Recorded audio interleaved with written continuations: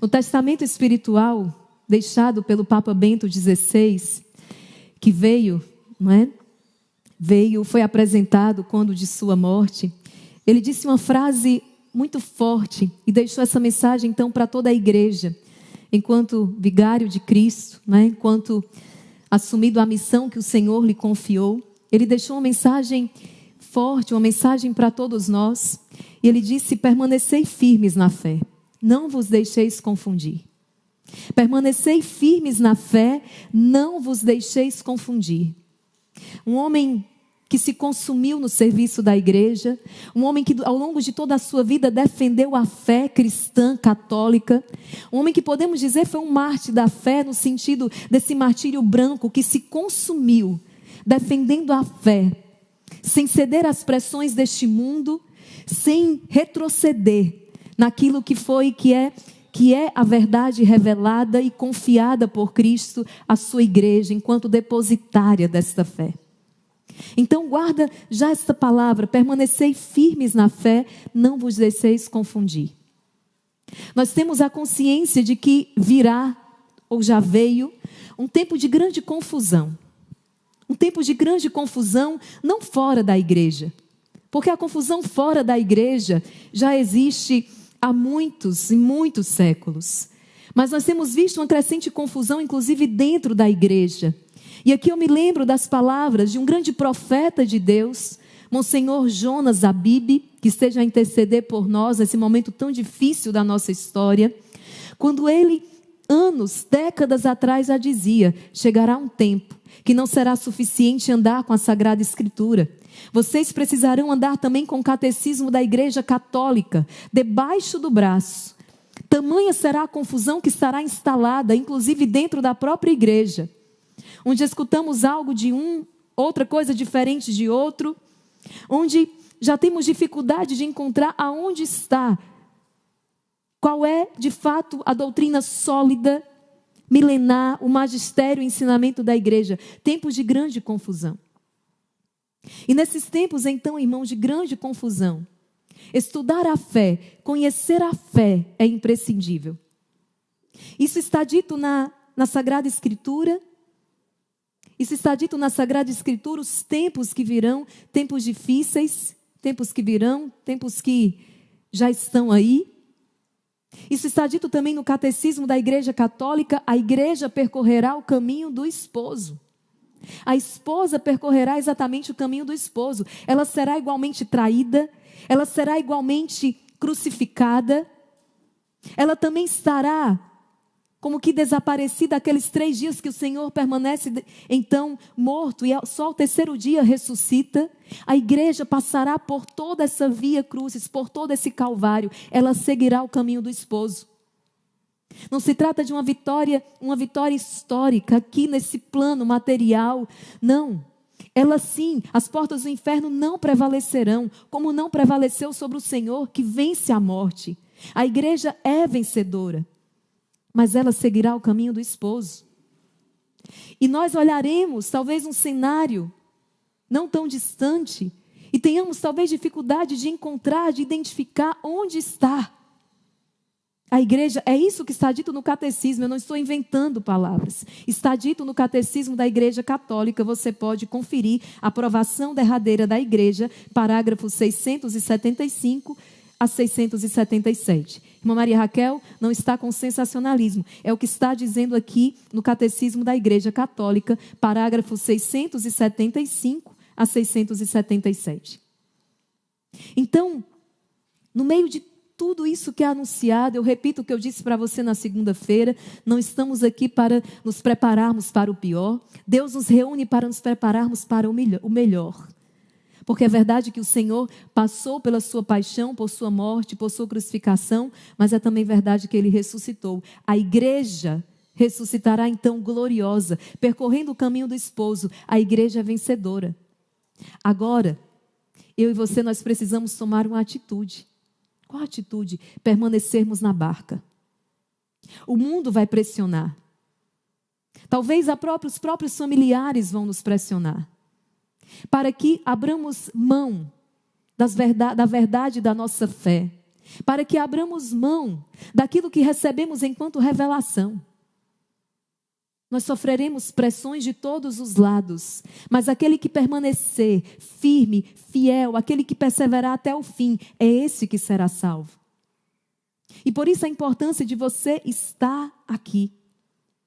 Quando eu fiz o meu encontro, meu retiro pessoal, o meu encontro pessoal com Cristo, naquele retiro, naquele encontro de jovens, eu lembro que um dos primeiros livros que eu li, quando eu saí daquele encontro, foi um livro do professor Felipe Aquino, grande catequista do nosso Brasil. Quantas gerações beneficiadas, quantas pessoas, quantas milhares e milhares de pessoas beneficiadas pelo trabalho deste homem, pela evangelização deste homem, professor Felipe Aquino. Muito justo que seja chamado por tantos e tantos de professor, porque aprendemos tanto dele a fé, aprofundar o conhecimento da fé.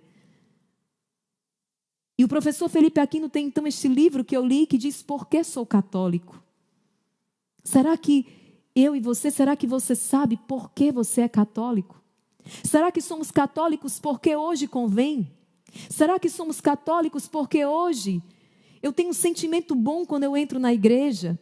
Será que hoje eu sou católico porque eu me sinto atraído, porque eu me identifico com o meu pároco? Porque eu gostei do Instituto Hesed.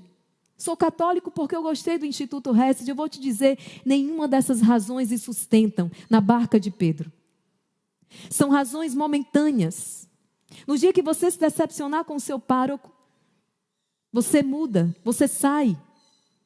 No dia que você sofrer algum abalo, no dia que você não tiver com o sentimento aflorado, no dia que você não tem vontade ou não se sente bem naquela igreja, você vai embora, você abandona.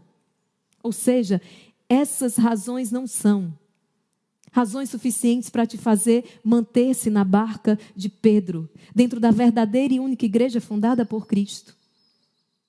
Então é preciso conhecer as razões da nossa fé. Quais são as razões que eu tenho para crer? Por que crer na igreja? Vamos lá. Na conversa de Jesus com Nicodemos, o Senhor fala que é preciso nascer de novo. É preciso nascer de novo, caso contrário, aqueles que não nascerem de novo não vão entrar no reino de Deus, no reino dos céus. E Nicodemos fica atordoado, como é que pode alguém nascer de novo? E o Senhor explica e diz: não, espera, é nascer da água e do Espírito. Onde é que eu e você experimentamos esse novo nascimento? Através da água e do Espírito. Onde? Quem é que tem o munus de batizar? Que recebeu então de Jesus: ide, fazei discípulos todos os povos, ide, batizai em nome do Pai, do Filho e do Espírito Santo. Pedro e os apóstolos e o colégio apostólico, a igreja enquanto o corpo místico de Cristo. É na igreja que eu e você nós nascemos de novo. Naquela bia batismal é o ventre, o útero, onde nós somos gerados e nascemos de novo.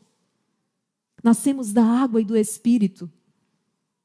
É na igreja, na mãe igreja, que nós recebemos o alimento necessário. Que alimento? A Eucaristia. É na igreja que nós recebemos o banho, que apaga, que perdoa os nossos pecados através do sacramento da confissão. É na igreja que recebemos a unção dos enfermos, o remédio. É através da igreja que nos é ministrado então os sacramentos do matrimônio, da ordenação. É através da igreja. É através da igreja.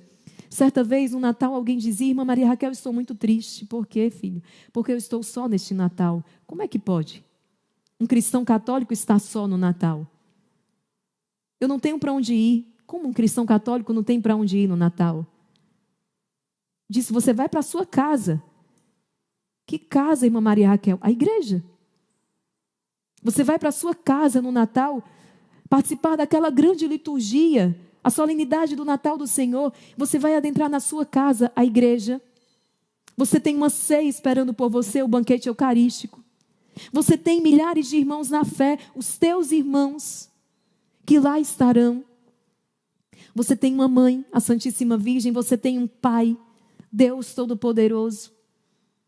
Você tem o banho que é o sacramento da confissão, da penitência. Você tem os remédios necessários, através da unção dos enfermos, através do sacramento. Veja, com grande graça nós temos. E pelo batismo, já não somos meras criaturas, mas pelo batismo, tornamos-nos então filhos de Deus. Filhos. Toda a criação é belíssima, maravilhosa, é criada por Deus, mas só a nós, homens e mulheres criados à imagem e semelhança do Senhor, nos foi dado esta graça de tornarmos então filhos de Deus. A altíssima dignidade a que fomos chamados, através do batismo, fomos enxertados em Cristo. Quando o Senhor aparece então para Saulo, a caminho de Damasco, ele que perseguia os cristãos, e então ele pergunta: quem és tu? E o Senhor revela e diz: eu sou Jesus, a quem você persegue. Saulo perseguia a igreja primitiva. Saulo perseguia os cristãos. E Jesus se identifica então com essa igreja primitiva. Eu sou Jesus a quem você persegue. É a mim que você está perseguindo. Ao perseguir a igreja, é a mim. Jesus é a cabeça dessa igreja. Essa igreja que não é um prédio, não é um edifício, mas é um corpo místico. E São Paulo vai desenvolver uma longa teologia sobre isso. É o corpo místico de Cristo. A igreja continua a missão de Cristo aqui na terra. É através dela, então, que nos são ministrados todo o necessário para a nossa salvação. A igreja é a continuação, então, dessa encarnação de Cristo. Por isso que Jesus é o único Senhor e Salvador. E é na igreja católica fundada por Cristo que encontramos, então, a salvação, os meios necessários para tocarmos, então, esta graça. E eu falava com você ainda há pouco, citando então este livro, Porque Sou Católico, do professor Felipe, eu trouxe aqui. E eu quero partilhar com você aquilo que ele diz ainda no início deste livro, quando ele vai responder por que eu sou católico. Eu queria que você prestasse muita atenção aqui. Olha o que o professor Felipe Aquino vai dizer: eu sou católico porque estou convicto de que Jesus Cristo é Deus. E que a única igreja que ele fundou foi a que hoje chamamos de Igreja Católica Apostólica Romana. As outras foram surgindo por heresias, por cismas e fundadas por homens. Eu vou repetir: sou católico. E você pode tomar nota disso aí. É importante que você saiba as razões da sua fé. É importante que você saiba, sim. Sou católico porque creio verdadeiramente nisso. Não sou católico por um sentimento que da hoje passa. Não sou católico por uma afinidade com o pároco e amanhã muda e eu deixo. Não, eu sou católico porque eu estou convicto de que Jesus Cristo é Deus. E que a única igreja que ele fundou foi a que hoje chamamos de Igreja Católica Apostólica Romana. Sou católico porque a Igreja Católica é uma instituição divina, que recebeu de Jesus, na pessoa de São Pedro e dos apóstolos, a missão de levar a salvação a todos os homens do mundo inteiro. Sou católico porque somente na Igreja Católica temos a plenitude dos meios da salvação que Jesus deixou. Sou católico porque na Igreja Católica temos Jesus vivo e presente na Eucaristia em todos os sacrários da terra. É a única religião onde Deus está vivo e presente de modo real e substancial, corpo, sangue, alma e divindade, por amor a nós. Sou católico porque a Igreja Católica tem o sacramento da confissão, que me dá a certeza de que todos os meus pecados são perdoados. Sou católico porque a igreja tem uma história belíssima de mais de 2000 anos, ininterrupta, com a série contínua de papas e concílios ecumênicos, mesmo com os muitos erros cometidos pelos seus filhos, leigos e clérigos. As luzes da história da igreja superabundam em muito as sombras. Sou católico porque os evangelhos da Igreja Católica são historicamente autênticos, aprovados pela mais severa crítica racionalista. Sou católico porque Jesus garantiu à sua igreja infalibilidade nos assuntos de fé e de moral, isto é, naquilo que é essencial para levar os homens à salvação. Ela é, como disse São Paulo, a coluna e o sustentáculo da verdade neste mundo. Sou católico, porque Jesus garantiu que a Igreja Católica jamais seria vencida pelas portas do inferno. A sua história de 2000 anos confirma isto. Sou católico, porque foi a Igreja quem embeçou e montou a Bíblia. Isto é, discerniu quais os livros que deveriam fazer parte dela. Sem a Igreja Católica não haveria Bíblia, como a temos hoje.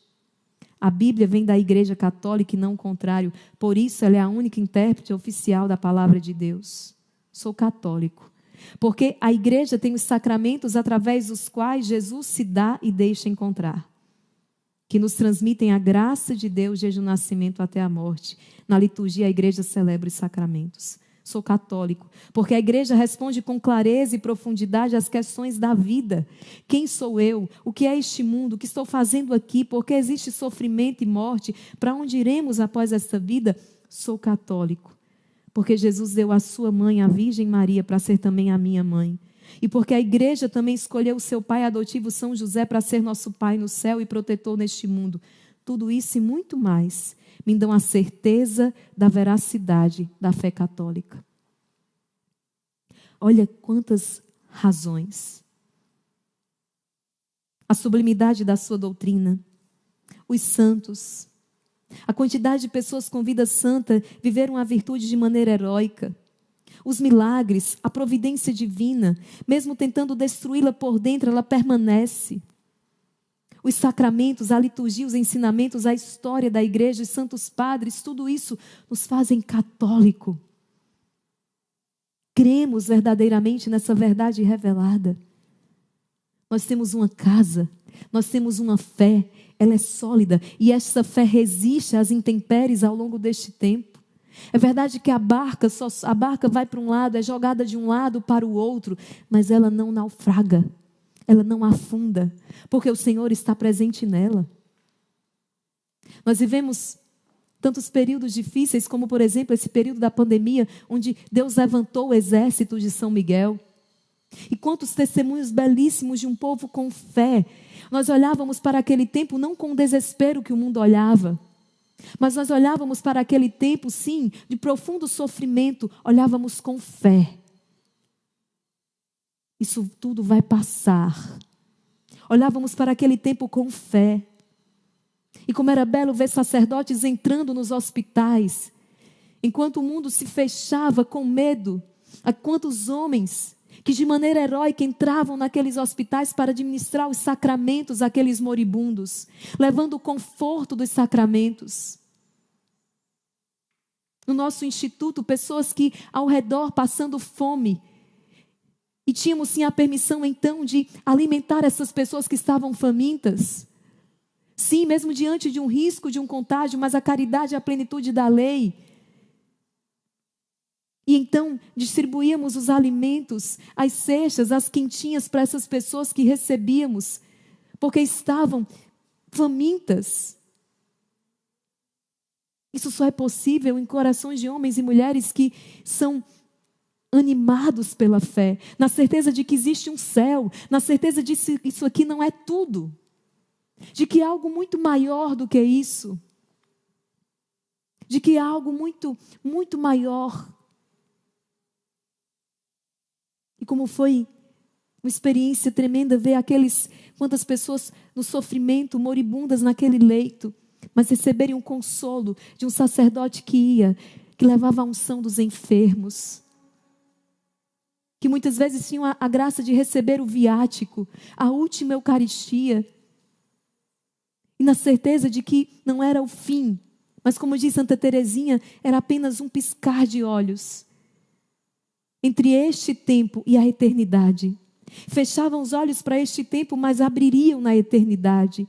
Porque é assim que o cristão católico enxerga a morte, não é o fim, mas o começo de uma eternidade com Deus. Quando nascemos, recorremos à igreja para o batismo. Quando morremos, recorremos à igreja para os ritos, então, finais. Isso é grandiosíssimo. Não estamos à deriva, não estamos perdidos neste mundo. Nem precisamos viver de achismos, nós não estamos num mundo cheio de encruzilhadas sem mapa. Não, nós temos um mapa, e esse mapa é certíssimo. Nós temos um mapa percorrido por homens e mulheres que nos antecederam, e todos eles venceram, todos eles chegaram ao termo. E esse mapa nós podemos utilizar na certeza de que, se seguirmos esses passos, também venceremos. São os mandamentos do Senhor. O mundo vê como um fardo, o mundo vê como um peso. Nós vemos como um cuidado de Deus.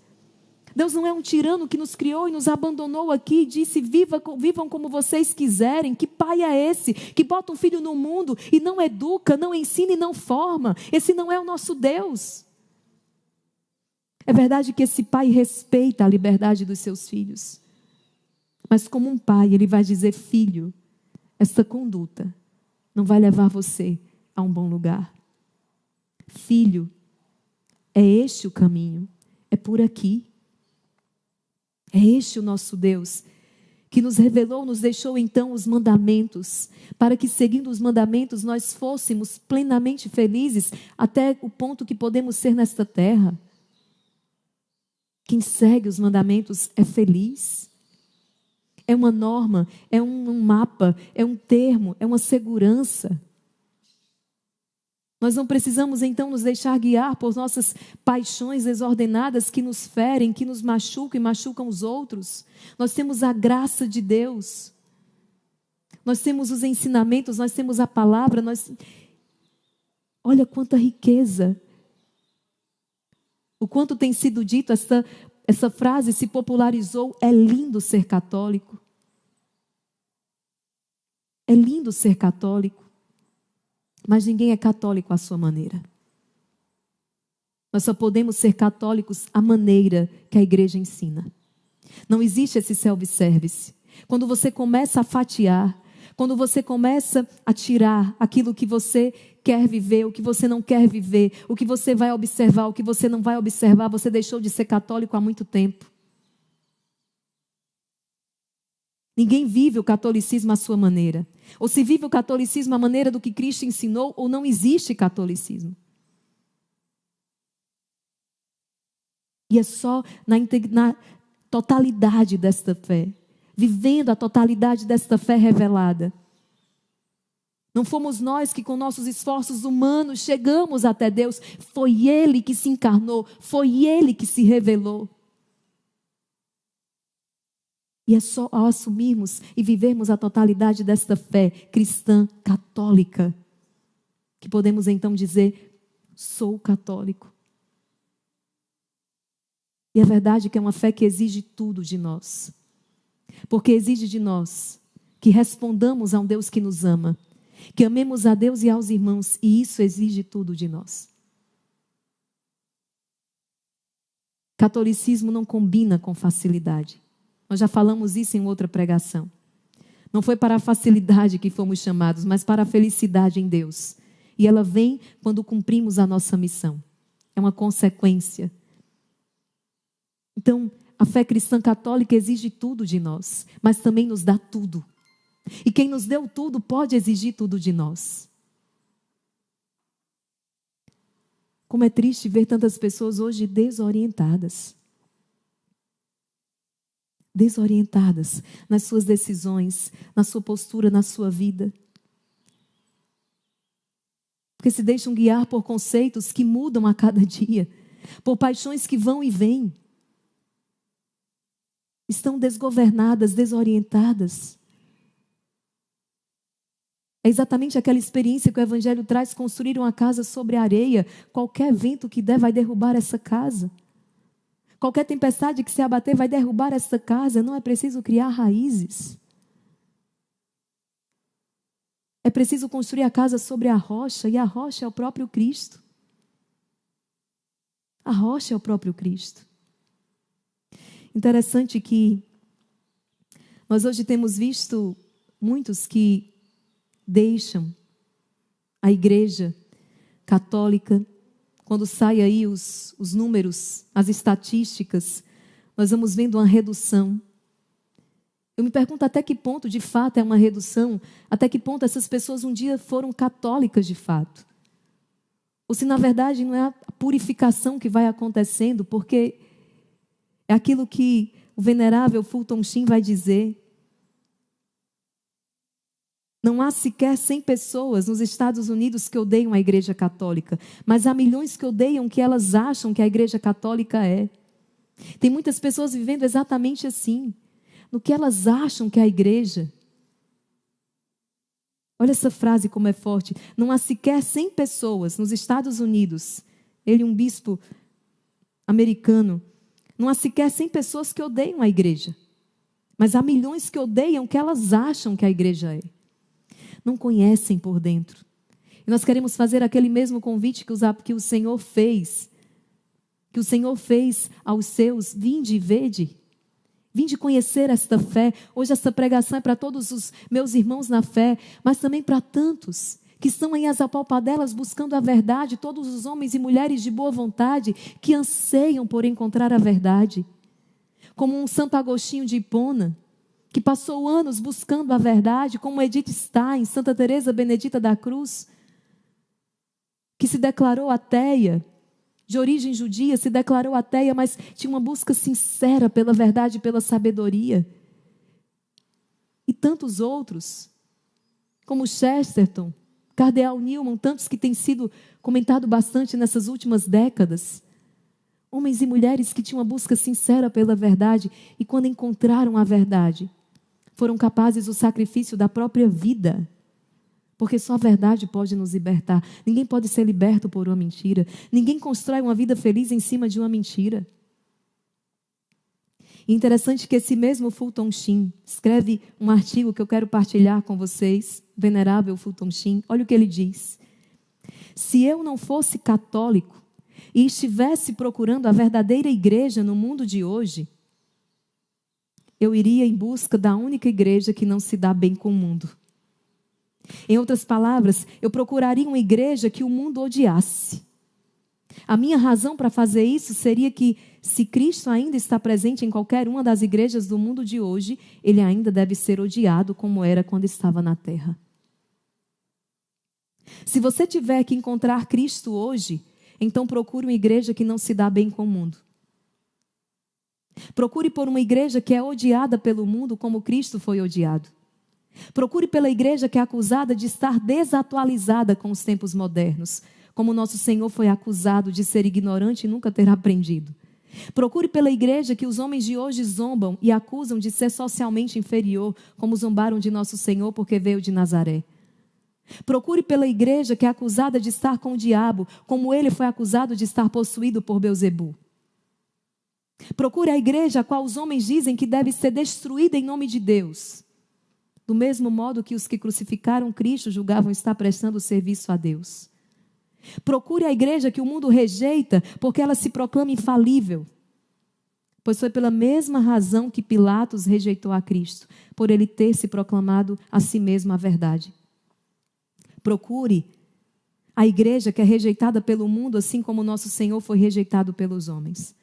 Procure a igreja que, em meio às confusões de opiniões conflitantes, seus membros a amam, do mesmo modo como amam a Cristo e respeitam a sua voz como a voz do seu fundador. E então você começará a suspeitar que se essa igreja é impopular com o espírito do mundo, é porque ela não pertence a esse mundo. E uma vez que pertence a outro mundo, ela será infinitamente amada e infinitamente odiada, como foi o próprio Cristo. Pois só aquilo que é de origem divina pode ser infinitamente odiado e infinitamente amado. Portanto, essa igreja é divina. Essa igreja é divina. Olha o que o venerável Fulton Sheen está dizendo. É esta a igreja que não coaduna com o mundo, que não cede às máximas do mundo. É esta a igreja.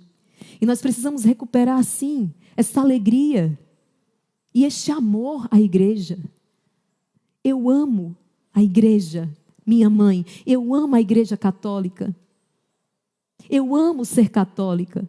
Eu amo e vivo a minha fé católica. E não abro mão dessa verdade revelada por nada, por ninguém. Eu amo a igreja. Nós precisamos ter muito cuidado com todas as confusões que vão surgindo. Não se trata de negar, mas pedir a sabedoria do Espírito Santo, para não cairmos exatamente naquilo que Satanás quer que nós caiamos. Precisamos pedir muita sabedoria do Espírito Santo, discernimento, antes de estarmos por aí emitindo esse ou aquele parecer, essa ou aquela opinião. Precisamos pedir ao Senhor que nos mantenha, nos sustente na sua graça e nos leve cada dia mais a amar a verdadeira igreja, esposa de Jesus, e dar a vida por ela. Foi essa a resposta que os santos deram em tempos de crise, em tempos de perseguição. Em tempos que, como tem os escritos, os padres, em que quase a fé católica quase desapareceu. Homens e mulheres deram a vida pela igreja, deram a vida pela fé, sofreram exílio, foram torturados, morreram em nome desta fé. E nós podemos ainda nos intimidarmos quando alguns apresentam e falam da história da igreja, mas olha os erros da igreja. Eu quero trazer então aqui este ponto sobre a história. A história da igreja não deve ser vista como um ponto fraco, como algo a ser ignorado, não. Mas, na verdade, a história da igreja é a comprovação de que ela não é uma instituição deste mundo. Porque não existe outra instituição humana, na sua estrutura, hierarquia e normas, que tenha sobrevivido por 2 milênios. Que estuda com profundidade as épocas, perseguições, batalhas e conflitos atravessados. Quem estuda todas as batalhas que o catolicismo enfrentou, não tem a menor dúvida que a igreja somente permaneceu em pé por obra do próprio Deus. Há um historiador alemão, não sei se a pronúncia é essa, Ludwig von Pastor, protestante, em certa ocasião desafiou publicamente a igreja católica a abrir os seus arquivos secretos. Preste atenção nisso. E ele tinha certeza, afirmava, de que eles jamais seriam abertos para não serem revelados os horrores tremendos que continham a história da igreja. Na ocasião, acabava de ser eleito Papa Leão XIII, que mandou dizer a Pastor que os arquivos do Vaticano estavam inteiramente abertos para ele. No início, Pastor não acreditou, mas viajou para Roma e ele encontrou realmente todas as facilidades em seu trabalho de pesquisa. Nada lhe foi negado, nada lhe foi escondido. Ele passou anos trabalhando e produziu uma obra monumental em 40 volumes com a história dos papas. E nessa obra registrou, sim, horrores que existiram. E a certa altura da sua pesquisa solicitou e obteve uma audiência com Leão XIII. E ele apresentou-se ao Papa. Após pesquisar todos aqueles arquivos secretos, toda aquela história, ele pediu uma audiência com o Papa, apresentou-se, agradeceu as facilidades que obtivera na pesquisa e, para grande surpresa de Leão XIII, declarou: eu quero tornar-me católico. Eu peço à igreja o batismo. E o Papa, muito espantado, respondeu: espere aí, professor. Antes de conhecer por dentro os horrores praticados por antecessores meus, o Senhor era contra a igreja. E agora que conhece tudo documentadamente, quer ser católico, eu não estou compreendendo sua atitude. E a resposta de Ludwig foi muito interessante. Ele disse: santidade. Eu me convenci de que a Igreja Católica é realmente uma instituição divina. Porque se nem papas conseguiram destruí-la, é porque ela é divina mesmo. Só Deus para sustentar a igreja. Não tem outra explicação. Já foi dito, né, por Papa, inclusive, que essa fumaça de Satanás entrou na igreja. Ora, se você é muito mais fácil você proteger a sua casa de um ladrão externo, de um ladrão que vem, você coloca cerca elétrica, você solta os cachorros, você contrata vigilância.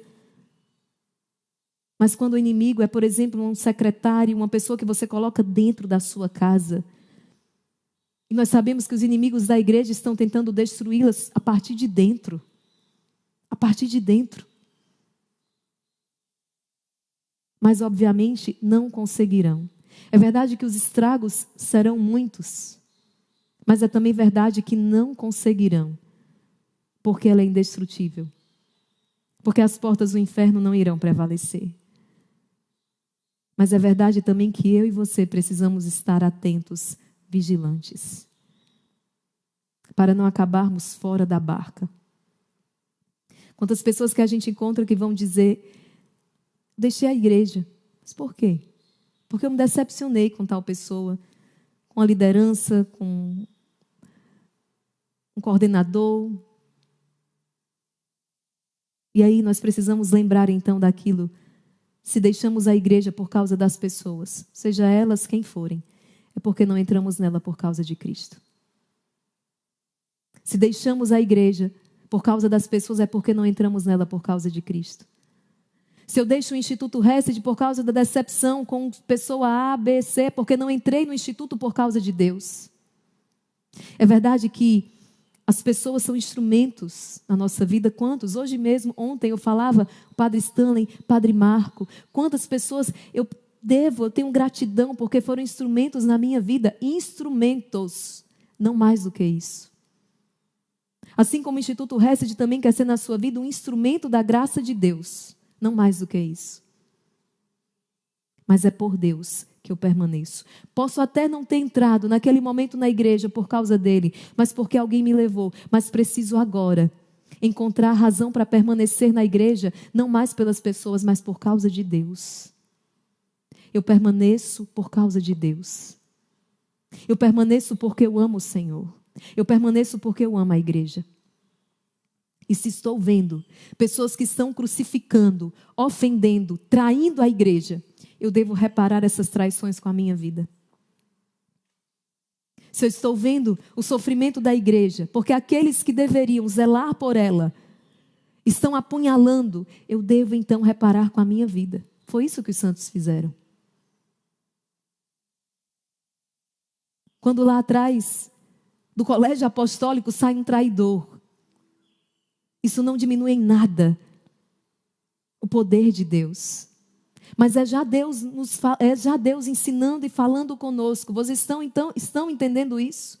É do colégio apostólico que sai o traidor.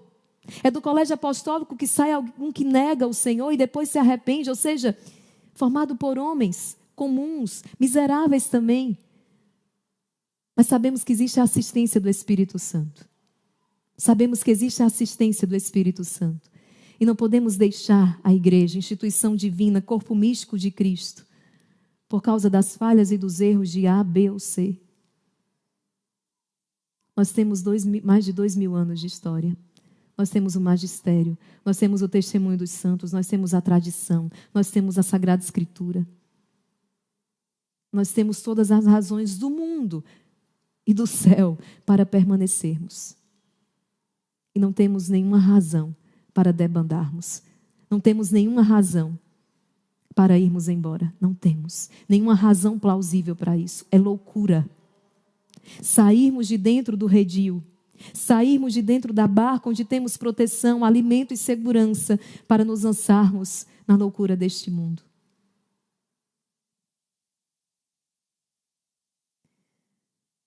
Que você possa, à luz desta palavra, crescer no amor, crescer na fé. Certa vez, e aqui eu já vou me aproximando do término, conta a história que certa vez um soldado de Napoleão, empolgado com as conquistas do grande imperador da França, disse: Imperador, pode fundar a nossa religião e a nossa igreja, estamos prontos a seguir sua majestade. Ao que Napoleão lhe teria respondido: Filho, para alguém inaugurar uma religião e fundar uma igreja, precisa de 2 coisas. Primeiro, morrer numa cruz. Segundo, ressuscitar ao 3º dia.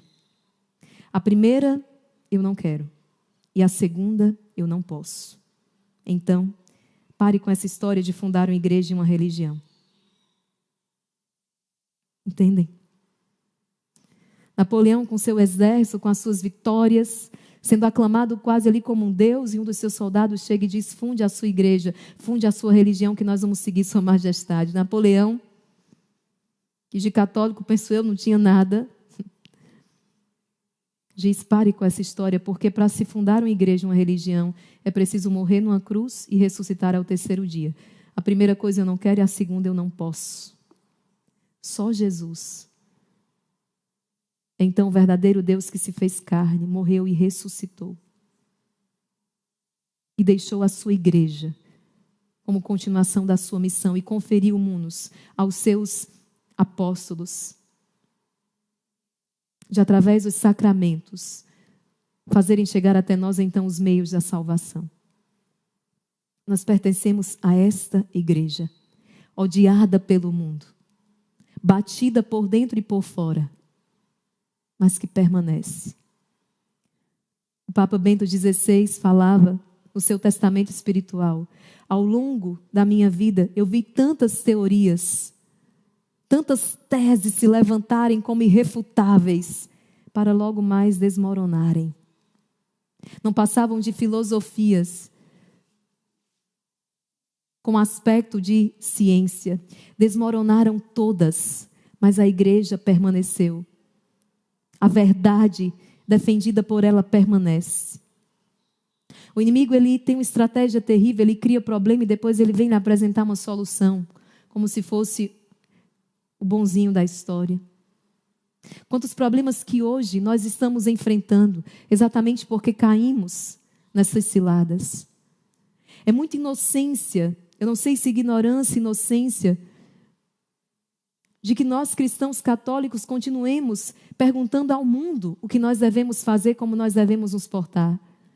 Por exemplo, como viver um matrimônio, como construir uma família, como viver o período do namoro. São as novelas, são as séries? É a moda que dita isso para nós? Não. Se queremos saber como vivemos um namoro, como se constrói uma família, o que é família, como viver o sacramento do matrimônio, é a igreja que nós vamos perguntar. E o mundo vai dizer: mas é antiquado. Viver, observar a castidade, ninguém mais vive isso. Não é que ninguém mais vive isso, é que o mundo nunca viveu isso. Mas os cristãos católicos viveram isso desde o momento em que foram tomados pela verdade, receberam o espírito da verdade. Nós não estamos aqui para seguir maioria. A verdade não significa aquilo que a maioria pensa. A verdade é aquilo que o Senhor nos entregou. Ainda que seja um reduzido número de pessoas que aderem, que seguem essa verdade. E aí, de repente, nós temos a explosão da AIDS, e aí, de repente, nós temos a explosão de gravidez indesejada. E qual a solução? O mundo é rapidinho em trazer a solução para o problema que ele criou, com a revolução sexual, com o sexo sem responsabilidade, fora do sacramento do matrimônio. E aí vem com a sua grande solução: preservativos. Interromper essa gravidez é a solução que o mundo oferece. Não. A igreja não vive remediando o problema, não. Ela tá antes disso. É na observância da castidade, é na observância de uma vida pura, é não negando o sexo, mas vivendo na sua plenitude, entendendo o seu sentido, a sua beleza, a sua sacralidade, que nós vencemos estes males. Aí o mundo vai dizer: mas a igreja, ao defender isso, é muito irresponsável. O mundo não entende nada de igreja. O mundo odeia a igreja. O mundo quer ver a igreja crucificada e morta. Esse comportamento dele não nos impressiona. O que nos impressiona é que nós, católicos, nos deixemos contaminar por isso. Ou nós somos católicos ou nós não somos. Não existe meio catolicismo. Não existe um catolicismo self-service. Não existe. O que hoje nós queremos pedir ao Senhor é a graça. Naquelas questões que para nós ainda hoje sejam uma dificuldade. Naquelas questões que para nós hoje ainda seja difícil submeter-se porque a nossa fé ainda é deficiente. Hoje nós queremos pedir ao Senhor que nos dê a graça. Senhor, eu quero viver a fé que o Senhor me deixou. Eu quero viver. Eu quero observar toda a sã doutrina. Faz-me um homem novo, uma mulher nova, capaz de assumir a minha fé até as últimas consequências. Ou seja, uma fé que me conduza verdadeiramente ao céu. Não uma fé que me provoque um bem-estar momentâneo. Uma fé que é um anestésico. Não. Não. Mas uma fé que me lance na eternidade. Uma fé que me faça vencer todos os inimigos da minha salvação. Uma fé que transporte montanhas. Uma fé que me faz andar sobre as águas. Uma fé que me faz dar a vida pela igreja. Uma fé que me faz bater de frente com o mundo e com as suas máximas sem medo. Vamos suplicar esta graça ao Senhor, dizendo: viver para mim é Cristo, morrer para mim é ganho. Quando se é cristão, não existe outra questão, não se para de lutar. Você é filho de rei, você é filho de Deus e, portanto, chamado ao combate. O que está em jogo? A sua coroa. A coroa que já lhe foi reservada. Esta coroa da glória imperecível que São Paulo vai dizer: se os atletas se gastam por causa de uma coroa corruptível, quanto mais nós, atletas de Cristo, devemos nos gastar por aquela coroa incorruptível, aquela coroa eterna. Filho, filha, vale a pena. Vale a pena renunciar. Jesus não mente.